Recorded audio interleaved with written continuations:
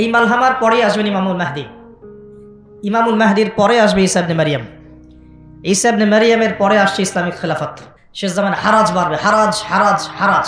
নবীজি বলছেন হারাজ বাড়বে, সাহাবীরা বলছেন হারাজ কি ইয়া রাসূলুল্লাহ? নবীজি বলছেন যে মানে অস্বাভাবিক হারে হত্যাকাণ্ড বাড়তে থাকবে। আমি পরিসংখ্যান দিয়ে দিই আপনাকে দুইটা। শুধু প্রথম বিশ্বযুদ্ধেই এই 4-5 বছরের মধ্যে প্রায় 1.5 থেকে 2 কোটি মানুষ মারা গেছে। কত কোটি? আর আরও বেশি, অনেকে বলেন 2.5 কোটি 3 কোটি, আমি একটা মিনিমাম রেঞ্জ বললাম। আর দ্বিতীয় বিশ্বযুদ্ধে মারা গেছে প্রায় 6 থেকে 7 কোটি। 6 থেকে 7 কোটি।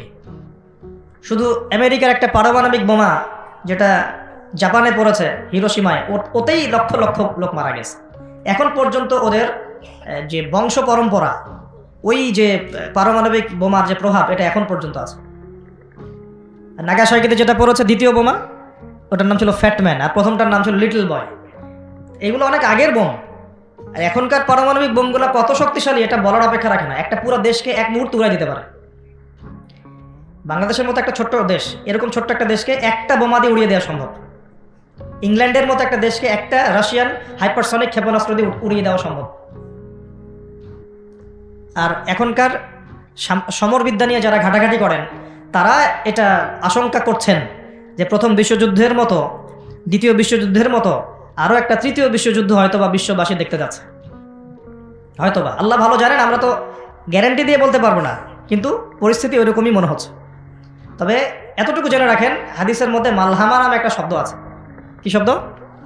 নবীজি বলেছেন ইউফ্রেটিস নদী, মানে ফোরাত নদী। ইউফ্রেটিস কোন নদী? এই ফোরাত নদী অচিরেই তার ভূগর্ভস্থ সোনার পাহাড় বের করে দিবে। ফোরাত নদী অচিরেই তার সোনার পাহাড় বের করে দিবে, এবং ওই সোনাকে নিয়ে মারামারি করতে আসবে যে মানুষগুলো, তাদের মধ্যে প্রত্যেক 100 জনের মধ্যে 99 জন মানুষ মারা যাবে। আর একজন ব্যক্তি যে বেঁচে থাকবে, সে ধারণা করবে আমি সেই ব্যক্তি যে সোনাটা পাবো। আর মুসলিমদেরকে নবীজি বলছেন, তোমরা যদি ওই সময় ওই জায়গায় থাকো, কোনো মুসলমান যদি সেটা দেখে, তোমরা সেই সোনায় হাতও দিবে না। আরেকটা হাদিস এসেছে যে অচিরেই রোমকরা, পশ্চিমারা আরবদের সাথে চুক্তি ভঙ্গ করবে এবং 80টা পতাকা নিয়ে তাদের বিরুদ্ধে যুদ্ধে নেমে যাবে। কয়টা পতাকা? 80টা। এবং প্রত্যেক পতাকার নিচে থাকবে 12,000 করে সৈন্য। কত হাজার? একটা যুদ্ধে এত বেশি 99% মানুষ মারা যাওয়াটা স্বাভাবিক না, এটা অস্বাভাবিক। ঢাল তলোয়ার AK-47 যুদ্ধে এমনটা হবে না বা হয় না। হয়তো এমন কোনো অস্ত্র সেখানে প্রয়োগ করা হতে পারে, এটা আমাদের ধারণা, আল্লাহ ভালো জানেন, যেই অস্ত্রগুলো দিয়ে অল্প সময়ে বেশি বেশি মানুষ মেরে ফেলা সম্ভব। ঠিক যেমন এখনকার নিউক্লিয়ার ওয়েপেন্স বা থার্মোনিউক্লিয়ার ওয়েপেন্স হতে পারে, আল্লাহ ভালো জানেন। তো বিশ্ববাসী এরকম একটা মালহামা দেখার অপেক্ষায় আছে। এই মালহামার পরেই আসবেন ইমামুল মাহদি। ইমামুল মাহদির পরে আসবে ঈসা ইবনে মারিয়াম। ঈসা ইবনে মারিয়ামের পরে আসছে ইসলামিক খেলাফত। ওই খেলাফত থেকে খলিফা, এই শব্দটা নিয়ে কথা বলছি এখন। আমি আবু বকর সিদ্দিকে ছিলাম রাদিয়াল্লাহু আনহু। ফেরেশতারা বলছেন, আপনি কি এমন কাউকে পৃথিবীতে পাঠাতে চান গিয়ে রক্তপাত ঘটাবে অথবা ফাসাদ সৃষ্টি করবে? যেটা বললাম, এখনকার বিশ্বে দুটোই আমাদের কাজ। তো আল্লাহ পাক বলছেন, ইন্নী আ'লামু মা লা তা'লামুন, ইন্নী আ'লামু মা লা তা'লামুন। দেখো আমি যা জানি তোমরা সেটা জানো না। মানে আমার কিছু শুকরগুজার বান্দা থাকবে যারা এরকম ফিতনা ফাসাদ করবে না এবং রক্তপাতও ঘটাবে না। তাদের জন্যই আমি প্রস্তুত করেছি জান্নাতুল ফিরদাউস। সুবহানাল্লাহ। তো এখন ফেরেশতাদের মতামত আপনারা শুনলেন, আল্লাহ পাকের কথাও শুনলেন। এখন আল্লাহ রাব্বুল আলামিন তার খলিফা হিসেবে সৃষ্টি করলেন তার নিজ হাতে আদম আলাইহিস সালামকে। সুবহানাল্লাহ।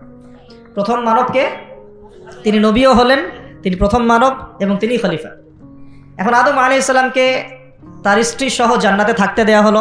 এই ঘটনা আপনারা জানেন। ইবলিস এসে প্ররোচিত করলো। তার আগে ইবলিসকে বলা হয়েছিল সেজদা করো, সবাই সেজদা করলো, ইবলিস করলো না। মনে আছে? এটা তো আপনারা জানেন। ওইদিকে আমি আর ওই জন্য সময় নষ্ট করছি না। ইবলিস সেজদা না করে কাফের হয়ে গেল।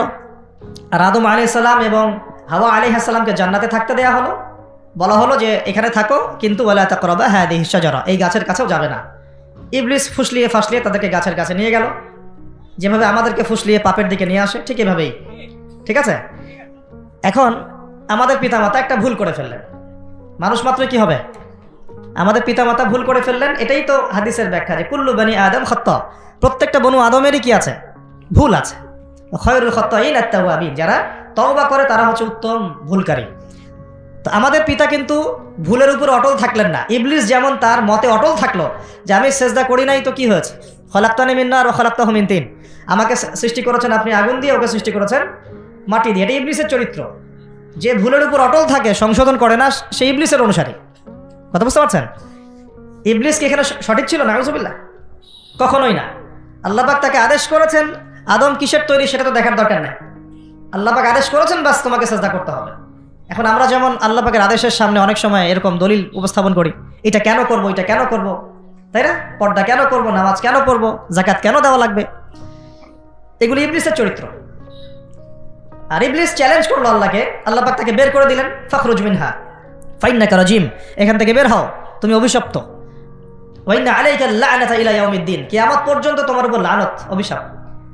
ও আবার চালাক, সে বলল যে আমাকে কিয়ামত পর্যন্ত অবকাশ দিন, আনদিরনি ইলা ইয়াউমি ইউবআসুন, আমাকে কিয়ামত পর্যন্ত অবকাশ দিন। আল্লাহ পাক বলেন ইন্নাকা মিনাল মুনযারিন, যাও তুমি অবকাশপ্রাপ্তদের অন্তর্ভুক্ত একজন, ছেড়ে দিলাম তোমাকে, কিয়ামত পর্যন্ত হায়াত দেওয়া হলো। এবার সে বলছে ফাবিমা আগাওয়াইতানি, হে আল্লাহ, যে আদমের জন্য আপনি আমাকে বের করে দিলেন, আমি চ্যালেঞ্জ করছি। এবার ইবলিসের চ্যালেঞ্জটাও মাথায় লিখে রাখেন, মাথায় লিখে রাখেন। ইবলিস বলছে ফাবিমা আগাওয়াইতানি লাআকউদান্না লাহুম সিরাতাকাল মুস্তাকিম, যার জন্য আপনি আমাকে এখান থেকে বের করে দিলেন, আমি তার সরল পথে ওত পেতে বসে থাকবো। কিভাবে বসে থাকবো? ওত পেতে। সুম্মা লাআতিয়ান্নাহুম মিন বাইনি আইদিহিম ওয়া মিন খালফিহিম ওয়া আন আইমানিহিম ওয়া আন শামাইলিহিম ওয়া লা তাজিদু আকসারাহুম শাকিরিন, আমি তাদের ডান দিক থেকে আসবো, বাম দিক থেকে আসবো, সামন থেকে আসবো, পিছন থেকে আসবো, আপনি বেশিরভাগ আদম সন্তানকে শুকরগুজার পাবেন না। কে বললো এটা? ইবলিসের এই কথা সত্য না মিথ্যা বলেন তো? এখন সত্য হয় নাই? কিভাবে সত্য সেটা আরেকটা হাদিস থেকে দেখেন দলিল। আমি আর গভীরে ঢুকে যাচ্ছি। কিয়ামতের মাঠে আদম আলাইহিস সালাম, এই আদম আলাইহিস সালামই যখন উঠবেন, আদম আলাইহিস সালামকে আল্লাহ পাক ডেকে বলবেন তোমার সন্তানদের মধ্য থেকে জাহান্নামী জান্নাতি আলাদা করে দাও তো তুমি। তো আদম আলাইহিস সালাম বলবেন ইয়া আল্লাহ, কতজন জান্নাতি, কতজন জাহান্নামী? আল্লাহ পাক বলবেন প্রত্যেক 1099 জনকে জাহান্নামের জন্য আলাদা করে দাও। বলেন নাউযুবিল্লাহ। এই হাদিসটা শোনার পরে সাহাবায়ে কেরাম রাদিয়াল্লাহু আনহুম খুব বিচলিত হয়ে পড়লেন। তখন নবী সাল্লাল্লাহু আলাইহি ওয়াসাল্লাম আশ্বস্ত করলেন যে ওই যে 1% জান্নাতি দেখা যাচ্ছে, এগুলো উম্মতে মুহাম্মাদের মধ্যেই বেশি হবে ইনশাআল্লাহ। তবে কোন উম্মতে মুহাম্মাদি যে নামাজ পড়ে না, রোজা রাখে না, যাকাত দেয় না, শরীয়তের বিধিবিধানের কোনো পরোয়া করে না, কোরআনটা পর্যন্ত তেলাওয়াত করতে চাচ্ছে না, সেই উম্মতে মুহাম্মাদি কথা বলা হচ্ছে কি? নাকি যারা নিজেদের জান মাল সময় শ্রম সবকিছু ঢেলে দিয়ে দিনের জন্য নিজেকে নিবেদিত প্রাণ করে, কাদের কথা বলা হচ্ছে? এটা আপনারা নিজেরাই বোঝেন, এটা তো আমার বোঝানোর দরকার নাই। এখন বুঝেন তাহলে পার্সেন্টেজটা কত হবে। তো ইবলিসের কথা তাহলে সত্য হলো। ইবলিস কি বললো? ওয়ালা তাজিদু আকসারাহুম শাকিরিন, বেশিরভাগকে আপনি শুকরগুজার পাবেন না। আল্লাহ পাক নিজেও এই কথা বলেছেন সূরা সদের মধ্যেই, ওয়া কালিলুম মিন ইবাদিয়াশ শাকুর, আমার শুকরগুজার বান্দা খুব কম হবে। অন্য একটা জায়গাতেও আছে। তো এখন আল্লাহ রাব্বুল আলামিন আদম আলাইহিস সালাম আর হাওয়া আলাইহিস সালামকে জান্নাতে রাখলেন। তারা যে ফল খেয়ে ভুল করে ফেললেন, আল্লাহ পাক তখন তাদেরকে সাথে সাথেই বের করে দেন নাই, সাথে সাথে বের করে দেন নাই, বরং ফাতালাক্কা আদামু মির রাব্বিহি কালিমাত, আদম আলাইহিস সালাম আল্লাহর কাছ থেকে কিছু কালিমা বা বাক্য শিখে নিলেন। সুবহানাল্লাহ। ফাতাবা আলাইহি, ওই কালিমা ওই বাক্য দিয়ে আল্লাহ আদম আলাইহিস সালাম তওবা করলেন। ওই কালিমা ওই বাক্য দিয়ে আল্লাহ পাক আদম আলাইহিস সালাম কি করলেন? আবার বলছে, একটু পিছনে যান। ওই কালিমা ওই বাক্য দিয়ে আদম আলাইহিস সালাম কি করলেন? তওবা করলেন। আবার বলছি, ফাতালাক্কা আদামু মির রাব্বিহি কালিমাত, আদম আলাইহিস সালাম তার রবের কাছ থেকে কিছু কালিমা শিখে নিলেন। ফাতাবা আলাইহি, ওই কালিমা দিয়ে আল্লাহ রাব্বুল আলামিনের কাছে তিনি তওবা করলেন। ইন্নাহু হুয়াত তাওয়াবুর রহিম, এবং আল্লাহ পাক তওবা কবুল করে তাকে মাফ করে দিলেন। ওই বাক্যটা কি ছিল সেটা একটু শুনি। ওই বাক্যটা ছিল রব্বানা, আমার সাথে বলেন, রব্বানা যালামনা আনফুসানা ওয়া ইল্লাম তাগফির লানা ওয়া তারহামনা লানাকুনান্না মিনাল খাসিরিন। মানে অর্থ হচ্ছে, হে আমাদের রব, রব্বানা যালামনা আনফুসানা, আমরা নিজেদের নফসের উপর জুলুম করেছি, ওয়া ইল্লাম তাগফির লানা, আপনি যদি আমাদেরকে মাফ না করেন, ওয়া তারহামনা, আমাদের উপর রহম না করেন, লানাকুনান্না মিনাল খাসিরিন, আমরা অবশ্যই ক্ষতিগ্রস্তদের অন্তর্ভুক্ত হয়ে যাব। এই কালিমা শিখলেন কে? আদম আলাইহিস সালাম তার রবের কাছ থেকে। এই কালিমা, এই দোয়া দিয়ে তিনি তওবা করলেন, আল্লাহ রাব্বুল আলামিন তাকে মাফ করে দিলেন। তবে তিনি বলে দিলেন আর জান্নাতে থাকা হচ্ছে না। কুল নাহবিতু মিনহা জামিআ, আল্লাহ বলছেন তোমরা এখন সবাই পৃথিবীতে নেমে যাও। ফাইম্মা ইয়াতিয়ান্নাকুম মিন্নি হুদান, নেমে যাও পৃথিবীতে, কিন্তু জেনে রেখো পৃথিবীতে আমার পক্ষ থেকে তোমাদের কাছে হেদায়েত যাবে। কি যাবে? হেদায়েত মানে আসমানি কিতাব, নবী রাসূল। আসমানি কিতাব, নবী রাসূল এগুলো আসবে তোমাদের কাছে। ফামান কুলনা ইহবিতু মিনহা জামিআ ফাইম্মা ইয়াতিয়ান্নাকুম মিন্নি হুদান ফামান তাবিআ হুদায়া, যে আমার এই হেদায়েতের অনুসরণ করবে, ফালা খাউফুন আলাইহিম ওয়ালা হুম ইয়াহজানুন, তাদের কোনো ভয় নাই, কোনো দুশ্চিন্তা নাই।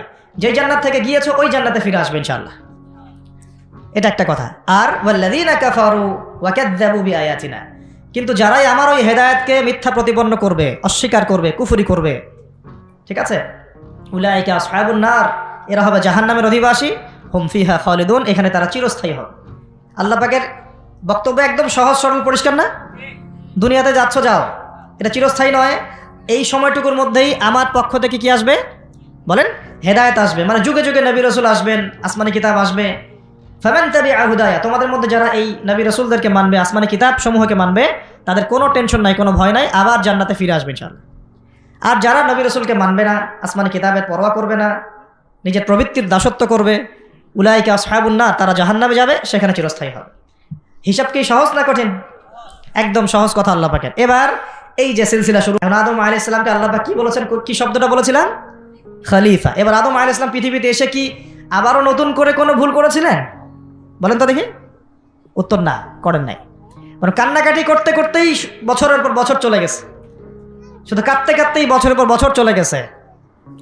পরবর্তী ভুল যেটা আমরা দেখি সেটা হলো হাবিল আর কাবিলের ভুল। কাবিল তার ভাই হাবিলকে হত্যা করেছে, তাই না? হিংসার বশবর্তী হয়ে। ওই যে এখনো দেখবেন আমাদের সমাজে যে ভাইয়ে ভাইয়ে মারামারি, এটা সেই হাবিল কাবিলের সুন্নত। এখানে আমরা কাবিল হব না, হলে হাবিল হব। প্রয়োজনে হাবিল হয়ে থাকবো, তাও কাবিল হতে যায় না। কারণ নবী সাল্লাল্লাহু আলাইহি ওয়াসাল্লাম বলেছেন, পৃথিবীতে প্রথম হত্যাকাণ্ড সংঘটিত করেছে কাবিল। ভালো করে শোনেন, যারা এই পথে আছেন ভালো করে শোনেন। পৃথিবীতে প্রথম হত্যাকাণ্ড সংঘটিত করেছে কাবিল। এ কারণেই কিয়ামত পর্যন্ত যত মানুষ খুন হবে, খুন, এই সমস্ত খুনের পাপের একটা অংশ কাবিলের আমলনামায় গিয়ে যুক্ত হবে। মনে করায় দেই, কাবিল একজন নবীর সন্তান। কার সন্তান? নবীর সন্তান। লূত আলাইহিস সালামের স্ত্রী একজন নবীর স্ত্রী। নূহ আলাইহিস সালামের স্ত্রী একজন নবীর স্ত্রী। আবু লাহাব সর্বকালের সর্বশ্রেষ্ঠ মানব মুহাম্মদ সাল্লাল্লাহু আলাইহি ওয়াসাল্লামের চাচা। আবার ফেরাউনের ওই স্ত্রী, তার নাম, দাসীর নাম কি? আসিয়া। তাহলে আমাদের বংশ, আমাদের রং, আমাদের জাতীয়তা, আমাদের অর্থ সম্পদ, আমাদের টাকা পয়সা, আমাদের স্ট্যাটাস, আমাদের ভাষা, আমাদের এই গোত্রীয় বিভাজন, এগুলো আমাদেরকে আল্লাহ পাকের আযাব থেকে বাঁচাতে পারবে না, যদি না আমরা আল্লাহ পাকের হুকুম আহকাম মেনে চলে। একজন নবীর ছেলে কোথায় যাচ্ছে? একজন নবীর স্ত্রী কোথায় যাচ্ছে? লূত আলাইহিস সালামের স্ত্রী কোথায় যাচ্ছে? আবু জেহেল কি আল্লাহ নবী সাল্লাল্লাহু আলাইহি ওয়াসাল্লামের চাচা ছিল না? আবু লাহাব কি চাচা ছিল না? তাহলে কিসের অহংকার? কিসের অহংকার? কিসের ফুটানি? কিসের গর্ব? শুধু তাকওয়াই পারবে আমাদেরকে সেভ করতে, আর কিচ্ছু না। অনেক গভীর হয়ে যাবে, বের হয়ে আসেন। আদম আলাইহিস সালাম তার জীবদ্দশায় আল্লাহ পাকের জমিনে যতদিন থেকেছেন, তিনি কি আল্লাহর বিধান মেনেছেন না শয়তানের বিধান মেনেছেন? তার উপরে আল্লাহ পাক কিছু নাজিল করেন নাই? সহিফা নাজিল করেছেন, অবশ্যই করেছেন না? এমনকি কিভাবে কাপড় পরিধান করতে হবে, কিভাবে চাষবাস করতে হবে, কিভাবে এই পৃথিবীতে বেঁচে থাকতে হবে, এগুলো আল্লাহ রাব্বুল আলামিন জিবরাইল আলাইহিস সালামের মারফতে শিখিয়েছেন। মানুষ কাপড় পরা জানতো না, কে শিখিয়েছেন? আল্লাহ পাক। আল্লাহ পাক পোশাক নাজিল করেছেন। শুরুতে মানুষ গাছের ছালপাতা পরে থাকতো না, এগুলো মিথ্যা কথা। আল্লাহ রাব্বুল আলামিন আসমান থেকে পোশাক নাজিল করেছেন প্রথম। জিবরাইল আলাইহিস সালাম শিখিয়েছেন কিভাবে সুতা বুনতে হয়, কিভাবে জমি চাষ করতে হয়, কোন কোন গাছ উপকারী, কোন কোন গাছ উপকারী নয়, কোনটা আমরা খেতে পারবো, কোনটা খেতে পারবো না, কোন প্রাণী আমাদের জন্য খাওয়া ভালো হবে, কোনটা খাওয়া ঠিক হবে না, আল্লাহ পাক ওহীর মাধ্যমে জানিয়েছেন। এগুলো আমরা জানতাম না, এগুলো আমরা জানতাম। এমনকি কোন গাছে ঔষধি গুণাগুণ আছে, এটা আদম আলাইহিস সালামকে কে জানিয়েছে? আল্লাহ পাক তার ওহীর মাধ্যমে জানিয়েছেন। এই যে আমরা এখন সভ্যতা নিয়ে এত কথা বলি, সত্যি কথা হচ্ছে সভ্যতা শুরু হয়েছে নবীদের হাতে, আর সভ্যতা প্রসারিত হয়েছে নবীদের হাতে, আর সভ্যতা শেষও হবে একজন নবীর হাতে। সেই নবীর নাম কি? ঈসা আলাইহিস সালাম। Very good. সেই নবীর নাম কিন্তু ঈসা ইবনে মারইয়াম। তার হাতে সভ্যতা শেষ হবে। ওইটা লাস্ট একটা সভ্যতা পৃথিবী দেখবে অচিরেই সামনে। এখন আসেন, আদম আলাইহিস সালাম ছিলেন আল্লাহ পাকের খলিফা এবং তিনি পৃথিবীতে তার আল্লাহ পাকের বিধান দিয়ে নিজে চলেছেন, পরিবারকে চালিয়েছেন, ওই সময় সমাজকে চালিয়েছেন এবং ওই সময় পৃথিবীটাকে তিনি আল্লাহ পাকের বিধান দিয়ে পরিচালিত করেছেন, অন্য কারো বিধান দিয়ে নয়, মন গড়া বিধান দিয়ে তো মোটেই নয়, এবং নিজের রচনাকৃত বিধান দিয়ে তো মোটেই নয়, নিজের প্রবৃত্তিগত অনুসরণ দিয়ে মোটেই নয়, বরং আল্লাহ পাকের পক্ষ থেকে যা এসেছে সেইটা তিনি ফলো করেছেন। এই অনুসরণটা কি নূহ আলাইহিস সালাম করেন নাই? ইব্রাহিম আলাইহিস সালাম করেন নাই? মুসা আলাইহিস সালাম করেন নাই? ঈসা আলাইহিস সালাম করেন নাই? দাউদ আলাইহিস সালাম করেন নাই? সুলাইমান করেন নাই আলাইহিস সালাম? আমাদের নবী মুহাম্মদ সাল্লাল্লাহু আলাইহি ওয়াসাল্লাম তিনি কি করেন নাই? আমার কথা কি বুঝতে পারছেন? তাহলে তারা কি অনুসরণ করেছেন পৃথিবীতে? আল্লাহ পাকের ওহীর বিধান। কিসের বিধান? ওহীর বিধান। এখন আসেন, আরেকজন নবীকে আল্লাহ পাক বলেছেন খলিফা, তার নাম কি বলেছিলাম শুরুতে? দাউদ। কোন সূরায় আছে এটা? সদের মধ্যে। এইখানে আল্লাহ পাক আরো স্পষ্ট করে বলেছেন একজন খলিফার দায়িত্ব কি। খুব মনোযোগের সাথে শুনবেন। আল্লাহ পাক তাকে বলছেন, ইয়া দাউদ, একটু মনোযোগের সাথে শুনেন, হে দাউদ, ইন্না জাআলনাকা খলিফাতান ফিল আরদ, আমি আল্লাহ তোমাকে এই জমিনে খলিফা করেছি। সুবহানাল্লাহ। এবং ওই জমিন বলতে কিন্তু এখন জেরুজালেম, আরদ মানে এখানে কিন্তু ওই বাইতুল মুকাদ্দাস, তিনি ওখান থেকেই বিশ্ব শাসন করেছিলেন। তোমার দায়িত্ব কি হে দাউদ? তোমার কাজটা কি? ফাহকুম বাইনান নাসি বিল হক, সূরা সাদ পড়ে দেখেন। তোমার কাজ হচ্ছে মানুষের মাঝে, অনুসারী জনগণের মাঝে তুমি ন্যায় বিচার প্রতিষ্ঠা করবা। কি করবা? তার মানে একজন যে কেউ, একজন মেম্বার হোক, একজন চেয়ারম্যান হোক, একজন এমপি হোক, একজন মন্ত্রী হোক, একজন পিএম হোক, যাকে আল্লাহ পাক যেখানে দায়িত্ব দিবেন, খলিফা হিসেবে তার কাজ কি বলেন তো? ফাহকুম বাইনান নাসি বিল হক, সত্য ন্যায়ের মানদণ্ডে মানুষের মাঝখানে বিচার ফয়সালা করো, বাস, এটা আপনার কাজ। নেতৃত্ব দিলে দোষের কিছু নাই, নেতৃত্ব পেলেও দোষের কিছু নাই, কিন্তু ফাংশনটা কি? একজন খলিফার কাজটা কি? আবু বকর সিদ্দিক কেমন খলিফা ছিলেন? ওমর কেমন ছিলেন? ওসমান কেমন ছিলেন? আলী কেমন ছিলেন রাদিয়াল্লাহু আনহুম আজমাইন? তারা এই আয়াতের উপর আমল করতেন, ফাহকুম বাইনান নাসি বিল হক, মানুষের মাঝখানে ন্যায় বিচার করো। ন্যায় বিচার কথা বলা হয়েছে, ন্যায় বিচার। এখন ন্যায় বিচার কতটুকু কি হচ্ছে না হচ্ছে এটা আপনারা আমার চেয়ে ভালো জানেন, আমি এসব নিয়ে কথা বলতে চাই না, কিন্তু আমাদের কাজ এতটুকুই, যাকে আল্লাহ পাক যেখানে দায়িত্ব দিবেন ন্যায় বিচার। আরও আল্লাহ বলছেন, আয়াতটা শেষ হয়নি, আরও সামনে একটু আছে। আল্লাহ পাক বলছেন, ওয়ালা তাত্তাবিউল হাওয়া, ন্যায় বিচার করো এবং নিজের হাওয়া প্রবৃত্তির অনুসরণ করো না, নিজের মন গড়া বিধানের অনুসরণ করো না, নিজের প্রবৃত্তির দাসত্ব করো না। যদি করো তাহলে কি হবে? ইউদিল্লাকা আন সাবিলিল্লাহ, তাহলে আল্লাহ পাকের এই সরল পথ থেকে ওই প্রবৃত্তির অনুসরণ তোমাকে বিচ্যুত করে দিবে। কার কথা এগুলো? আল্লাহর কথা। ইন্নাল্লাযীনা ইউদিল্লুনা আন সাবিলিল্লাহ, পরের আয়াত, নিশ্চয়ই যারা আল্লাহ পাকের সরল পথ থেকে বিচ্যুত হয়ে গেছে, লাহুম আযাবুন শাদীদ, তাদের জন্য কঠিন শাস্তি আছে। আযাবুন শাদীদ মানে কঠিন শাস্তি আছে। বিমা নাসু ইয়াউমাল হিসাব, এই কারণে যে তারা হিসাবের দিনটা ভুলে গিয়েছে। এই দুইটা আয়াত আমি শোনাই দিলাম আপনাকে। আল্লাহ পাক যাকে যেখানে দায়িত্ব দিবেন সবসময় এই দুইটা আয়াত মাথায় রাখবেন, যে আল্লাহ পাক আপনাকে দাউদ আলাইহিস সালামের মতো কাজ দিয়েছেন, আল্লাহ পাক আপনাকে আদম আলাইহিস সালামের মতো কাজ দিয়েছেন। যাকেই দেখ, X Y Z whoever he is, এটা আমাদের দেখার বিষয় না। আমরা ধর্মতাত্ত্বিক দৃষ্টিকোণ থেকে শুধু মূলনীতিগুলো বলবো। তাহলে এখানে খলিফার কাজ কি বুঝতে পারলাম? মানুষের মাঝে ন্যায় বিচার প্রতিষ্ঠা করা, প্রবৃত্তির দাসত্ব না করা। যদি করি তাহলে কঠিন শাস্তি অপেক্ষা করছে। এখন আসেন, আল্লাহ নবী সাল্লাল্লাহু আলাইহি ওয়াসাল্লাম কি এই আয়াতের উপর আমল করে যান নাই? গিয়েছেন না যান নাই? তার জীবদ্দশায়, তার 23 বছরের এই নববী জীবনে কেউ কখনো জুলুমের শিকার হয়েছিল? বলেন তো, কেউ বলতে পারবে বুকে হাত দিয়ে যে একজন মানুষ জুলুমের শিকার হয়েছে? তার রেখে যাওয়া ইসলামের এই প্ল্যাটফর্মের উপরে আবু বকর সিদ্দিক শাসন চালিয়েছেন 2.5 বছরের মতো। আবু বকর সিদ্দিকের সময় কি কেউ জুলুমের শিকার হয়েছিল? তিনি কি এই আয়াতগুলোর উপর আমল করেছিলেন না করেন নাই? তাহলে তিনি একজন সফল খলিফা ছিলেন। আমরা খলিফা এবং খেলাফা দুটার ব্যাখ্যা বুঝতে পারলাম। যে খলিফা আল্লাহ পাকের বিধান মেনে বিচার ফয়সালা করে, ওই শাসন ব্যবস্থাটাকেই বলা হয় খিলাফা। এটা নতুন কোনো মৌলবাদী শব্দ নয়, আমরা ভুল বুঝি, আমাদেরকে ভুল বোঝানো হয়। একজন খলিফা যে আল্লাহ পাকের বিধান অনুযায়ী বিচার ফয়সালা করে, তার ওই শাসন ব্যবস্থাটাকে বলা হয় খিলাফা, যেটা আসবে সামনে ঈসা আলাইহিস সালামের হাতে। এখন আপনি সর্বোচ্চ পর্যায়ে যান বিশ্বের, ইউনাইটেড নেশনস, এখানে খিলাফা কায়েম আছে? অনেস্টলি বলেন, এখানে কি আল্লাহর বিধান দিয়ে বিচার ফয়সালা করা হয়, নাকি ওদের পশ্চিমাদের মন গড়া বিধান দিয়ে করা হয়? আমাদের যদি এর পরেও চোখ না খুলে, তাহলে নিশ্চিত আমরা ইন্টারনালি ব্লাইন্ড, আধ্যাত্মিকভাবে অন্ধ হয়ে গেছি। আর যারা অন্ধ তারাই তো অন্ধ দাজ্জালের অনুসরণ করবে। আমি জানি আমাদের উপরের লেভেলে যারা আছেন তারা এগুলো সব ভালো করেই বোঝেন, কিন্তু পরিবেশ পরিস্থিতির কারণে অনেক সময় তারা সত্য কথা বা সাহস করে অনেক কিছু বলতে পারেন না, কারণ তারা অবশ্যই বোঝেন, তারা মুসলিম পরিবার থেকে এসেছেন। আমাকে বলেন, তাদের যে সিস্টেম, এই সিস্টেমের মধ্যে যে অর্থ ব্যবস্থাটা আছে, এটা সুদ ভিত্তিক না সুদ বিবর্জিত? তাহলে এটা কি আল্লাহ পাকের কোরআনের সাথে গাদ্দারি হয়নি? তাহলে ওর আন্ডারে থাকলে কি আমরা সত্যিকারে খেলাফা কায়েম করতে পারবো? সম্ভব না। ও যে মিডিয়াগুলো চালায়, এই মিডিয়াতে ও যা মানুষকে বোঝায় তাই। একজন ব্যক্তি, আমি নাম মেনশন করছি না, গণহারে মানুষ হত্যা করেছে, তাকে শান্তিতে নোবেল পুরস্কার দেওয়া হয়েছে। এই হলো ওদের চরিত্র। মিডিয়া, ওদের পলিটিক্যাল সিস্টেম, ব্যাংকিং সিস্টেম, ওদের প্রযুক্তি, এগুলো কোনটা মুসলমানের স্বার্থে? কোনোটা কি মুসলমানের স্বার্থে? সবগুলো করেছে ওদের স্বার্থে। ওখানে গিয়ে আমরা সর্বোচ্চ কি করতে পারি?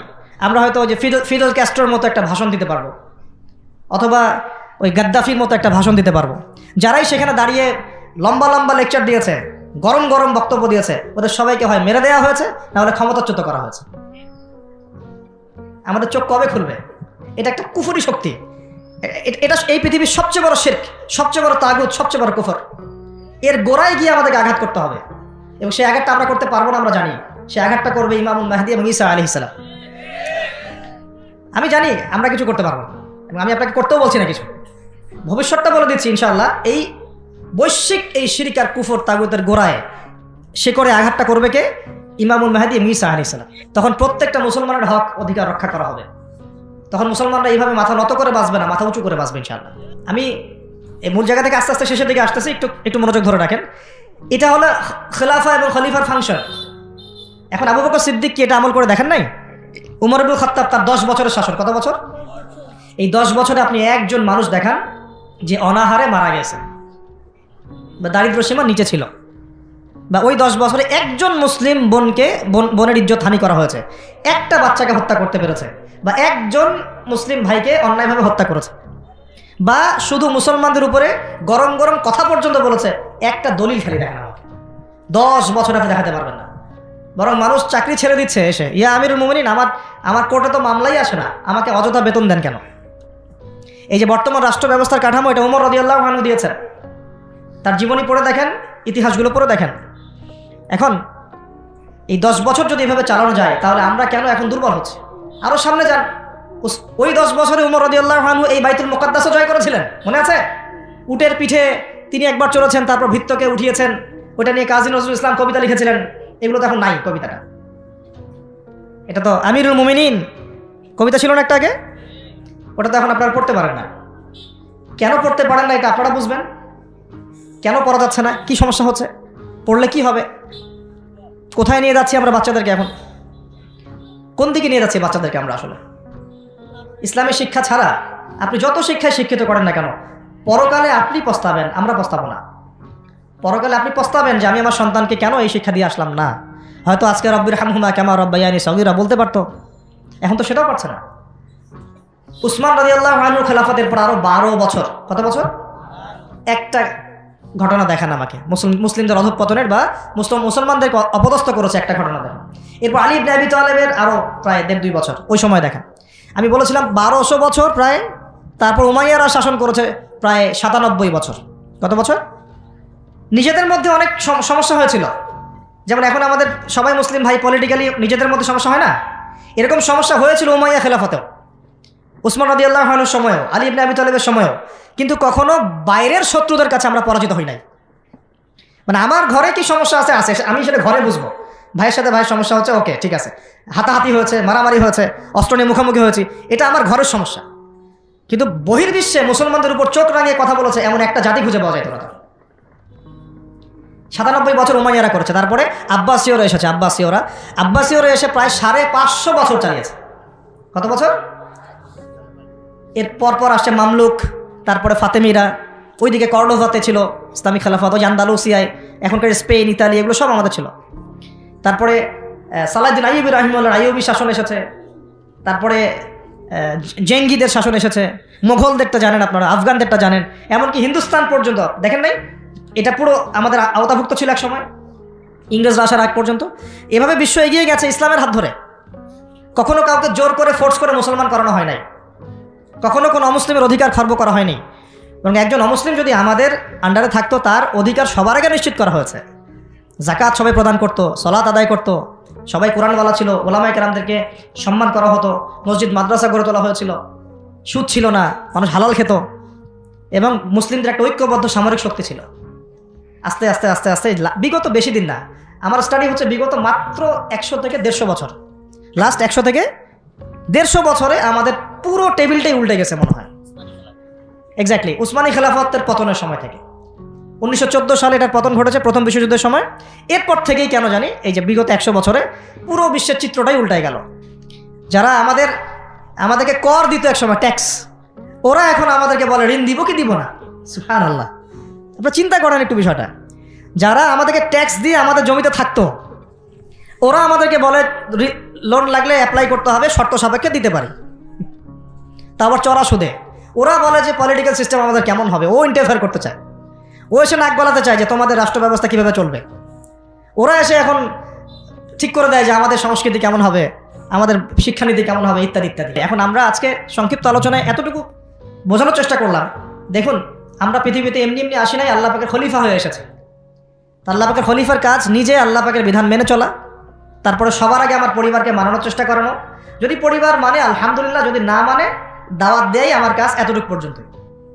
আর যদি আমার সন্তান হয় তাহলে তাকে আমি ফোর্স করতে পারি, চাপ দিতে পারি, কিন্তু আমি আমার পিতাকে তো চাপ দিতে পারবো না, আমার মাকে আমি চাপ দিতে পারবো না, দাওয়াত দিতে পারবো। আমার স্ত্রী সন্তানদেরকে আমি চাপ দিতে পারবো।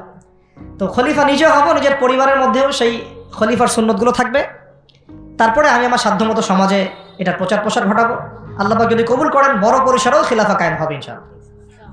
আর আল্লাহ পাক যাকে যেখানে দায়িত্ব দিবেন তার মনে রাখা উচিত হবে তিনি হচ্ছেন এই পৃথিবীতে আদম আলাইহিস সালামের সন্তান। তিনি এই পৃথিবীতে ওই দাউদ আলাইহিস সালামের রোল প্লে করছেন। এরপরে তার সাধ্য অনুযায়ী সে ইসলাম কেন্দ্রিক সমাজ গঠনের চেষ্টা করবে। যদি না পারে বা প্রতিবন্ধকতা থাকে, ওজোর আপত্তি আল্লাহর কাছে পেশ করবে। আর যদি একেবারেই অস্বীকার করে, কুফরি করে, তাহলে তার শাস্তি আল্লাহ পাক তাকে দিবেন। আর সর্বশেষ কথা হলো, এই খিলাফার বদৌলতেই 4 খলিফার যুগ থেকে এই যে আমি আপনাকে 1914 সাল পর্যন্ত দেখালাম, এই মুসলিম বিশ্ব দাপটের সাথে মাথা উঁচু করে বেঁচেছিল। আর বিগত 100 বছরে যখন এগুলো আস্তে আস্তে উঠে গেছে, ড্যামলিশ হয়েছে, তখন আস্তে আস্তে পুরো টেবিলটাই উল্টে গেছে। এখন সত্যি কথা বলতে পুরো ওয়ার্ল্ডের যত বড় বড় অস্ত্রশস্ত্র সেগুলো ওদের হাতে। ওটার দাপট আপনাকে ভয় দেখায়, ওটা সবচেয়ে বড় পাওয়ার। তারপরে প্রযুক্তিগুলো ওর হাতে, মিডিয়াগুলো ওর হাতে, ওদের হাতে, অর্থনৈতিক সিস্টেম, সুদভিত্তিক ব্যাংকিং সিস্টেম ওদের হাতে, যতগুলোর নাম বলে না, federal reserve, IMF, world bank, সব ওদের। তো এখন এই অবস্থাতে বিশ্বটা চলছে, এটা কি চিরস্থায়ী হবে? উত্তর হচ্ছে না, এটা চিরস্থায়ী হবে না। আজকে হোক আর কালকে হোক আর 100 বছর পরেই হোক, এটা চিরস্থায়ী হচ্ছে না ইনশাআল্লাহ।